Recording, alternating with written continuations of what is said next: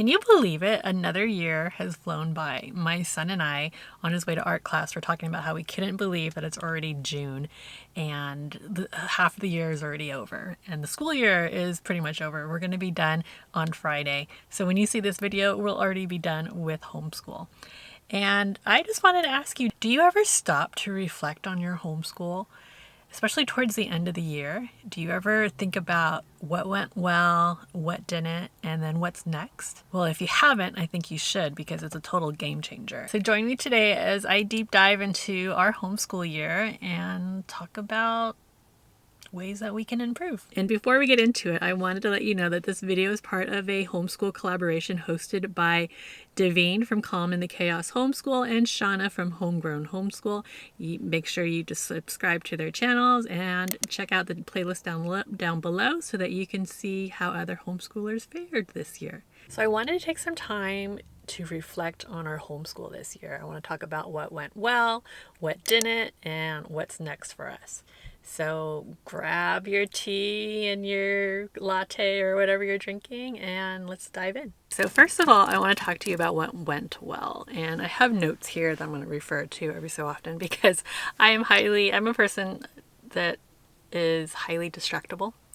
I've never been diagnosed with ADHD, but I think I probably do have it. And so notes and checklists and all that keep me on track, because otherwise I'm just everywhere.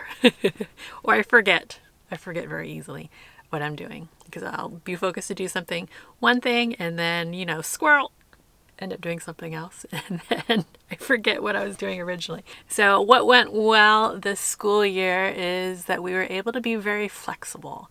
As some of you have watched my previous video, life kind of threw us some lemons and we needed to kind of switch things up.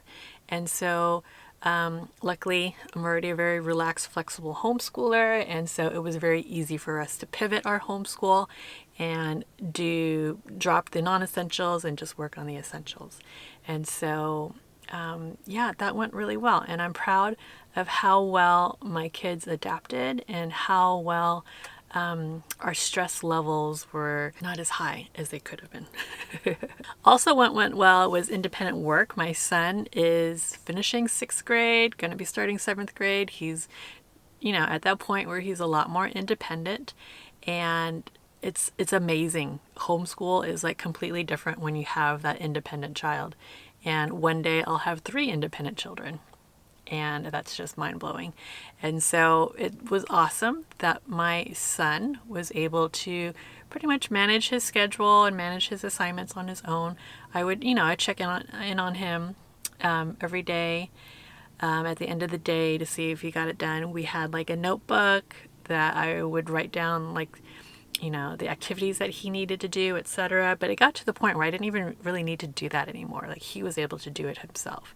And so that was awesome. What also went well were science kits. We mainly used the science kits for my little ones because my oldest son, he took a science class. And so, I just need to do some science with the kids. And that was, we did the kits and we called it a day. And so our favorites were Crunch Labs and Mouse Science and Generation Genius. What also went well were the classes that my oldest son took, because he learned a lot, he made friends, he was doing things on his own, being more independent, which was awesome.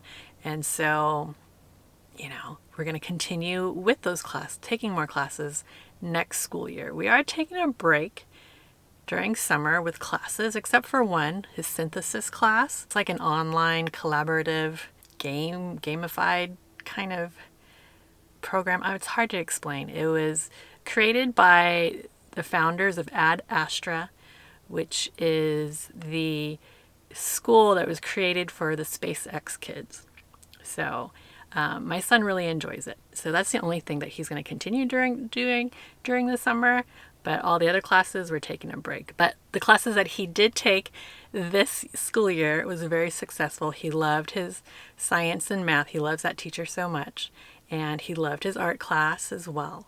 I'm in my car, so I don't have a lot of angles going on here. Now we're going to get into what didn't go well.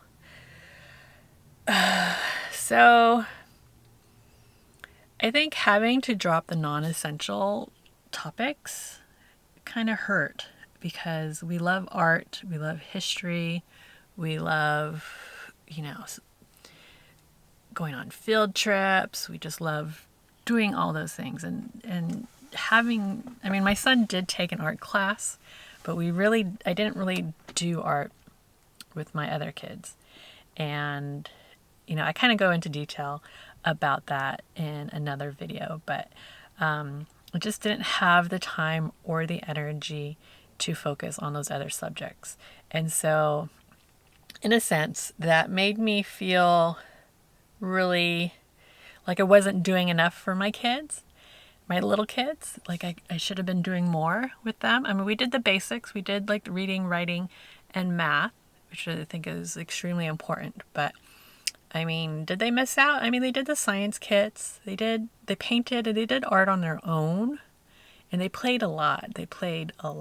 My middle son is really into the military. And so he gets his little sister to help him reenact wars and so forth. So they reenacted battles and they played with Legos. And they had a lot of fun. We went on walks and so forth. And so maybe we weren't going on field trips like we normally do. Maybe we weren't doing all the different like hands-on activities like that we normally do. But I still feel like that was kind of a failure for us because that's usually the highlight of our homeschool. It's usually what we focus on, all those fun activities, and we just weren't able to get to that this year. So looking ahead, what's next for us is I think with my oldest son, I'm going to put him in a project-based learning course with iLead Adventures, and I think he'll enjoy it a lot. I'm still on the fence about whether we'll do it or not, but I think it'd be a fun activity for him to do. It's all online. It takes an interdisciplinary approach as well as a project-based learning approach to homeschooling. And I'm just going to try it out, see how it goes. If I like it, maybe I'll do it with my younger kids as well. I don't know. But you don't know until you try it, right? And it's okay if it doesn't work. It's okay to drop it. Just remember that. It's okay to drop it. Like I said, all those things, those fun things that we didn't do this past year, I want to dive in and do it. I want my kids to play more games. We love incorporating games in our learning. We want to do more art. I want to do more like hands-on science experiments. I want to do more, go on more field trips, and study more history because we didn't really get to history this year.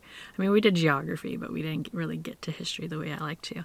And so if you're curious as to what's been going on and why we had such a not so great year, make sure you check out this next video, and I'll see you in that next one. Ciao.